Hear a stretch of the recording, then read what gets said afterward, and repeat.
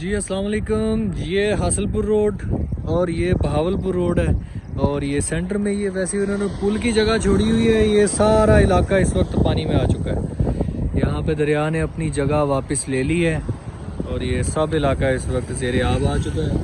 लोग यहाँ से इर्द गिर्द शिफ्ट हो गए हैं इस वाली साइड से यहाँ पे, लेकिन ये सारा वो दूर तक, अगर आप दूर तक देखें वो सब इलाका जो है ये पानी की ज़ेरे आब आ चुका है। ये इलाका वो दिखने में तो काफ़ी दूर तक लग रहा है।